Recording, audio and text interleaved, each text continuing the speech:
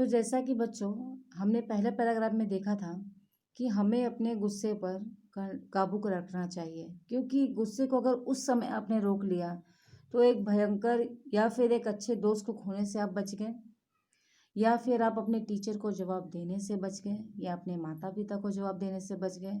तो कहीं ना कहीं वो संयम आपके उस गुण में शामिल हो जाता है और फिर आपको उसी के लिए जाना जाता है, आपकी तारीफ होती है।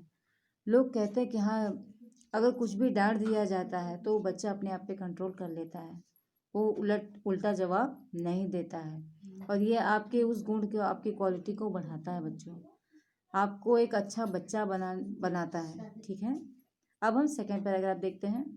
कबीर नहीं उल्टी है वही एक की एक।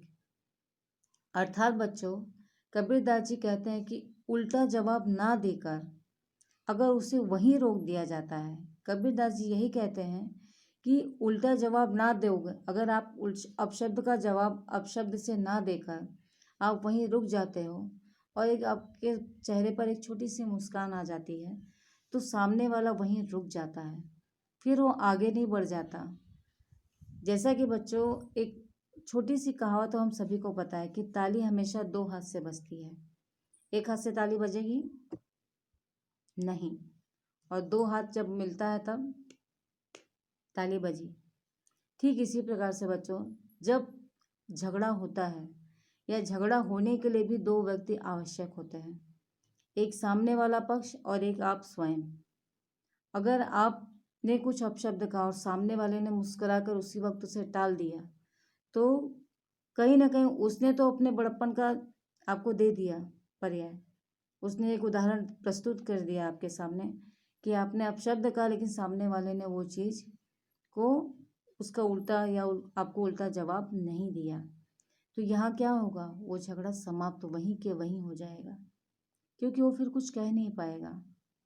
वो ये कहेगा कि अरे, मैंने तो उसे उल्टा कहा और उसने हमें मुस्कुरा के जवाब दे दिया, शायद मेरी गलती रही होगी, ये भी हो सकता है, या तुरंत वो भी आपसे नॉर्मल होकर बातचीत करने लगे, ये भी हो सकता है। कई जगह पर बच्चों ये होता है, हमसे जो हमसे छोटे हैं, अगर वो छोटे भाई बहन लड़ते हैं या झगड़ते हैं, तो छोटे बच्चे हैं उनका तो काम है नटखट करना, उल्टा भी बोलते हैं, मारपीट भी करते हैं। बट क्या है, बड़े होने का दायित्व हमारा यही है कि हम भी उलट के उन्हें मार दें? नहीं, बिल्कुल भी नहीं।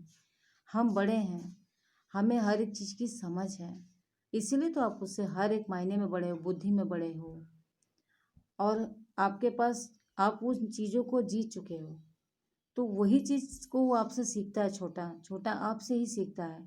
तो जो आप करोगे आपसे वही वो भी, जो बड़ा करता है बड़े को ही आत्मसात करता है हमेशा छोटा भाई बहन। तो इस नाते से यहाँ पे कबीरदास जी वही कहते हैं कि किसी को अपशब्द ना कहते हुए अगर सामने से आपकी एक छोटी सी मुस्कुराहट आ जाती है और कहते हैं अच्छा ठीक है, कोई बात नहीं, हम फिर इस बात को आगे कर लेंगे या शांति से बैठ के इसका हल निकाल लेंगे, तो बच्चों वो उल्टा जवाब वहीं पर समाप्त हो जाता है। फिर ना उनके उल्टा जवाब, ना वो अपशब्द कह पाते हैं, और उनका वो एक ही शब्द एक का एक वहीं का वहीं रह जाता है, वो दोबारा लौट के उन्हीं के पास चला जाता है। क्यों? क्योंकि सामने वाले ने तो मुस्कुराहट दी, और उसकी मुस्कान देखने के बाद सामने वाला उससे झगड़ पाएगा? नहीं, बिल्कुल भी नहीं। ये कह सकता कि अरे तुम हंस क्यों रहे हो, लेकिन ये बिल्कुल नहीं कह सकता बच्चों कि हाँ मेरे साथ लड़ो, मैं तुम्हें डांट रहा हूँ, मैं तुम्हें उल्टा बोल रहा हूँ, तुम मुस्कुरा क्यों रहे हो। तो मुस्कुराना भी उसे हरा देने के बराबर ही होता है बच्चों, लेकिन वो हराना सामने वाले के लिए हराने जैसा नहीं होता, आपका काम भी हो जाता है और सामने वाले को महसूस भी नहीं होता। तो हमें ऐसे ही कुछ कार्य, यहाँ कबीरदास जी वही कहते हैं कि इस प्रकार से आत्मसात करते हुए, प्रेम की वाणी बोलते हुए, किसी को अपशब्द ना कहते हुए, अगर कोई हमें अपशब्द कह भी दे तब भी हमारे चेहरे पर एक मीठी सी मुस्कान होनी चाहिए, और उस मीठी मुस्कान के साथ ही हमें आगे बढ़ते रहना चाहिए। तो उसी के साथ बच्चों यहाँ पर लेखक हमें दर्शाते हैं कि हमें हमेशा हमारे जो गुस्सा होता है उस गुस्से पर हमें काबू करना चाहिए, यानी हमारे आवेग को हमें हमेशा कंट्रोल में रखना चाहिए, उसे बढ़ने नहीं देना चाहिए। क्योंकि अगर आपने उसे रोक लिया तो वो रोकना यानी कि बड़े बहुत भयंकर विपदा को आने से रोकने के बराबर होता है। जैसा कि मैंने आपको शुरुआत में ही कहा था कि आए दिन हम पेपर्स में देखते हैं, न्यूज़ में देखते हैं, हर एक जगह पे हमें ये चीज़ नज़र नहीं आती कि आपस में लोग बातचीत करते हैं और बातचीत बढ़ते बढ़ते कब भयानक रूप ले लेती है इसे कोई नहीं कह सकता। तो जो चीज़ें आज बच्चे कर रहे हैं अगर यही बड़े भी इसका सबक ले लें तो बच्चों आज जितने झगड़े लड़ाई जो होती है ना ये सब बंद हो जाएगी।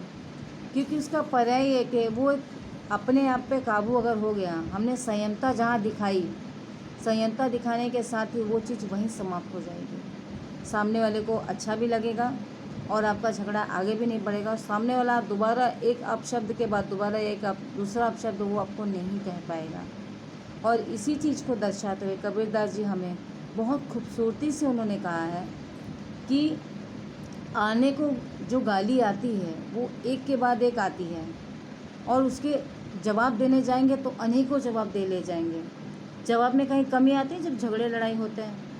तो यहाँ पे कबीरदास जी वही कह रहे हैं कि जवाब देने को तो बहुत सारे जवाब आ जाएंगे, लेकिन अगर हम किसी को उल्टा जवाब ना दें, उल्टा जवाब ना देते हुए और उसके एक ही अपशब्द के बाद एक मीठी सी मुस्कान उसके सामने रखें या आप जो भी पर्याय कर सकते हैं वो पर्याय रखने के साथ, तब वो व्यक्ति आपको उल्टा जवाब नहीं दे पाएगा और आपकी मीठी मुस्कान के साथ उसका भी गुस्सा शांत हो जाएगा।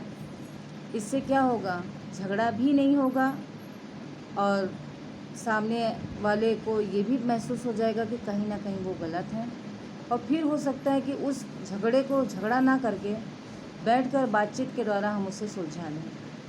तो इस प्रकार से बच्चों हमारा ये पैराग्राफ अब समाप्त होता है। अब हम थर्ड पैराग्राफ पे आएंगे, ठीक है।